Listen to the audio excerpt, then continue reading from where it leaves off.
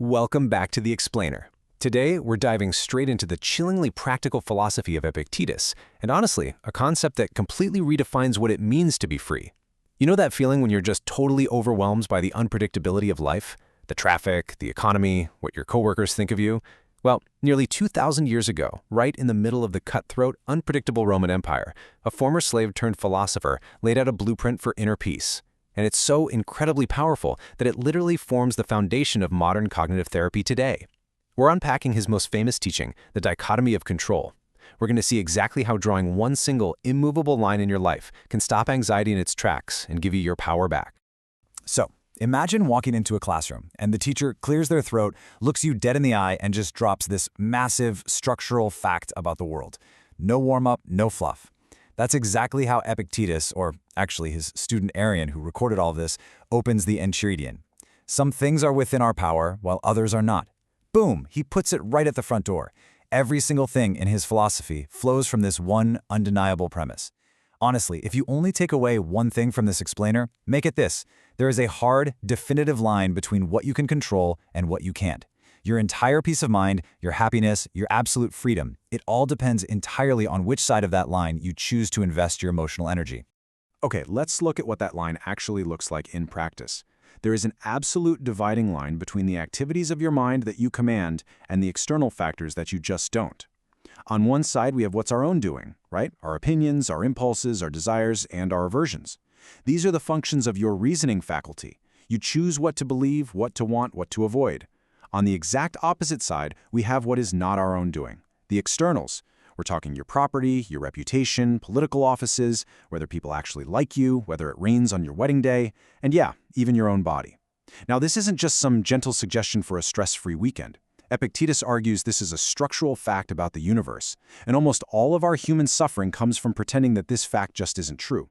Now, I know what you're probably thinking, looking at those external factors. You're asking the exact objection everyone has.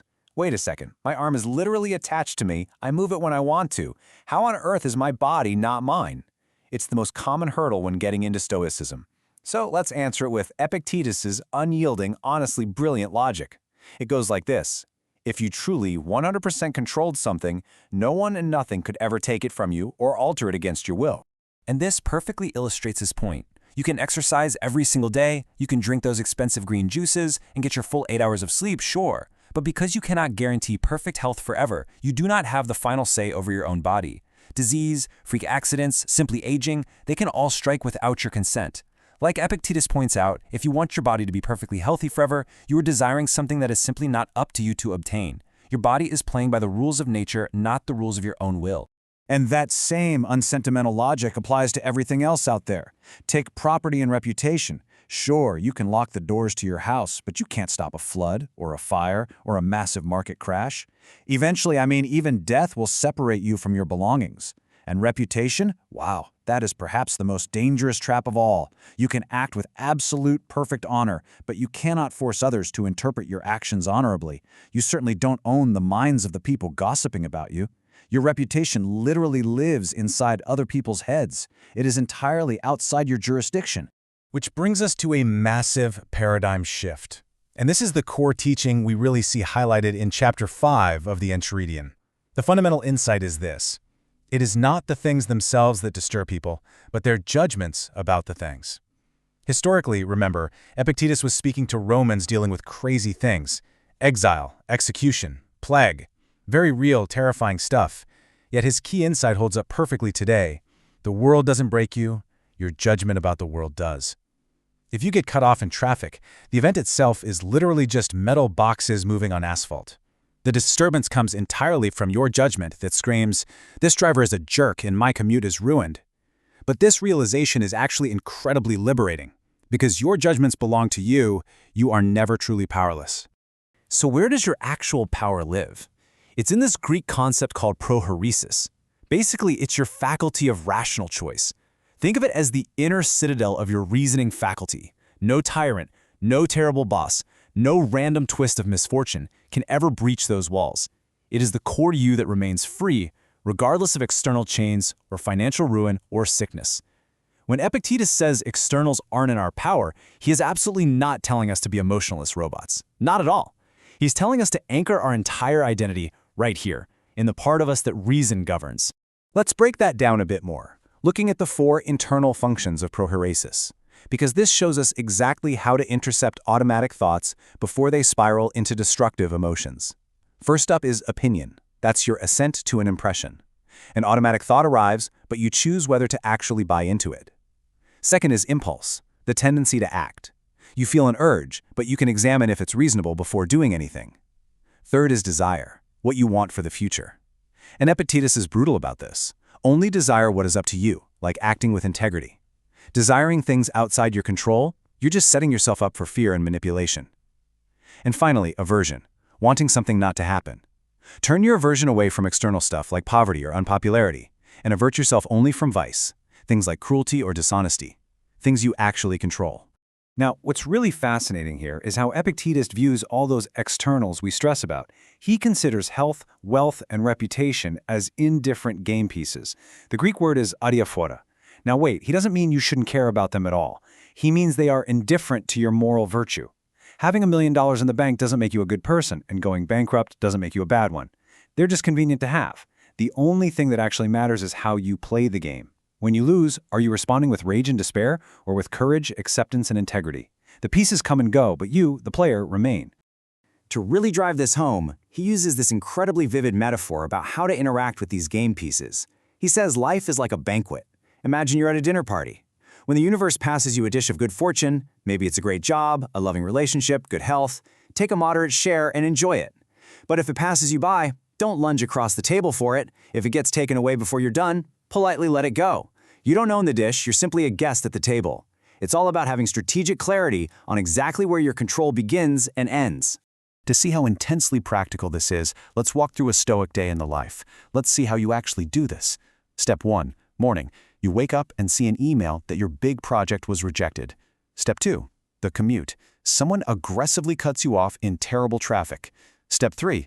Work. A colleague totally takes credit for your idea in a meeting. And finally, step 4. Evening. You get terrifying news about a family illness. I mean, that is a completely overwhelming day, right? But watch how applying the dichotomy of control completely changes the experience of every single one of those events. In every single one of those daily steps, the secret weapon is inserting a pause between the unbidden impression and your ultimate judgment. So when the project is rejected, the automatic impression is, I'm a failure. But with the Stoic pause, you stop and ask, is the market's response in my power? No. But my effort and willingness to learn? Yes. When the coworker steals your credit, you feel threatened. The pause reminds you that you can't control their beliefs, but you can absolutely control speaking up calmly and with integrity later. Even with that terrible evening news, you accept that the outcome of the illness isn't yours to command, but your ability to be present, to offer comfort, to show love, that is entirely in your power. You just keep shifting your focus back to what you can control. We definitely need to clear up some common objections here, because people get this wrong all the time. First off, this is not toxic positivity. If something bad happens, grief and sadness are totally appropriate human responses. The goal is just not to add a second, heavy layer of suffering by insisting the universe is out to get you. Second, this isn't about being a passive pushover or just tolerating injustice. Remember, Epictetus was a former slave. He intimately understood fighting for what's right. He simply taught that you have to battle injustice from a place of inner clarity, rather than from a blinding rage that just clouds your judgment. You still fight, but you fight because it's the right thing to do, not because you're guaranteed a victory. It's really about acting with active acceptance. You do your absolute best to build, to vote, to work hard, and to love, while completely resigning your attachment to the final result. Epictetus says it perfectly. Demand not that things happen as you wish, but wish them to happen as they do. I know, it sounds like a paradox, but it's honestly the ultimate life hack. You put in 100% of the effort, and then you entirely let go of the need for the universe to reward you for it. And we know for a fact this works, because this isn't some dead, dusty philosophical system. Back in the 1st century, Epictetus taught this dichotomy. In the 2nd century, the Roman Emperor Marcus Aurelius used the exact same principles to rule the known world without losing his mind. Fast forward to the 20th century, and modern psychologist Albert Ellis directly credited Epictetus with inspiring rational emotive behavior therapy, or REBT. The core insight of this modern cognitive therapy is exactly the same. Events do not disturb us. Our beliefs about the events disturb us. Changing your belief about an event is literally the key to reducing modern anxiety. To truly claim this freedom, Epictetus gives us this hauntingly beautiful kind of raw image. You are a little soul carrying around a corpse. You have to realize that the body, your wealth, your social status, it's all just baggage. You've got to travel light by placing your entire identity in the soul, in your reasoning, choosing self. If you only desire what is in your power, you literally cannot fail. If you only fear what is in your power, you are permanently fearless. Your boss cannot make you miserable unless you voluntarily hand them the keys to your happiness by valuing their approval over your own character. So I want to leave you with this final provocative thought. The next time you feel frustrated, helpless, or just deeply annoyed by something, stop, take a breath, and ask yourself, what am I trying to control right now that is not mine? Because as Epictetus showed us, answering that question honestly is exactly how you recover your inner peace. It's a daily practice, and every single annoyance is just a new opportunity to draw that line, step back inside your inner citadel, and reclaim your freedom. Thanks for joining me on this explainer. Keep practicing that pause, and I'll catch you next time.